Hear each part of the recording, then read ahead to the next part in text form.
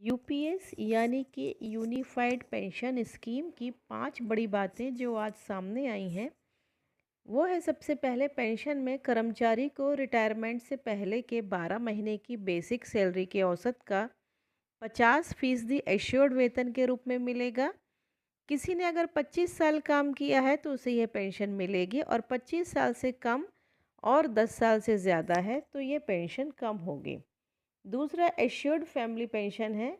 यदि कर्मचारी की मौत हो जाती है और कर्मचारी की मौत होने के समय उसकी जो पेंशन बनेगी, और यदि मौत की जगह उसका रिटायरमेंट हुआ होता तो उसका 60% पेंशन के रूप में परिवार को मिलेगा।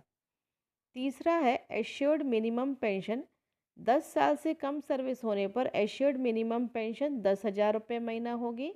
महंगाई के साथ ये आज की तारीख में करीब 15,000 रुपये होगी। चौथा पॉइंट है, इन तीनों पेंशन पर महंगाई के हिसाब से डियरनेस रिलीफ का पैसा मिलेगा, जो all India consumer price index for industrial works यानी कि AICPIW पर आधारित होगा। हर 6 महीने की सर्विस के लिए वेतन का 10% लगभग अमाउंट का मिलेगा।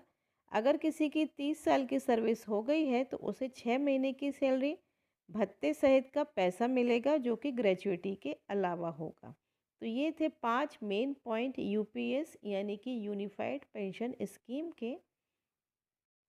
Unified pension scheme number 1, assured pension 50% of the average basic pay drawn over the last 12 months prior to superannuation for a minimum qualifying service of 25 years, proportionate for lesser service period up to a minimum of 10 years of service.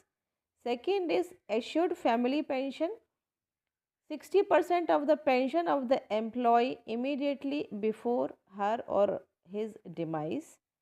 Third है assured minimum pension, 10,000 per month as a superannuation after minimum 10 years of service.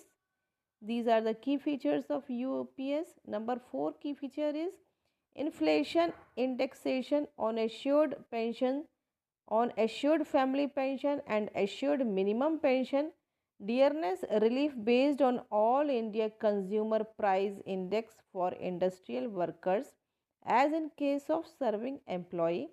And last key feature is lump sum payment of superannuation in addition to gratuity, 1 upon 10th, means 1/10 of monthly emolument pay plus DA as on the date of superannuation for every completed 6 months of service.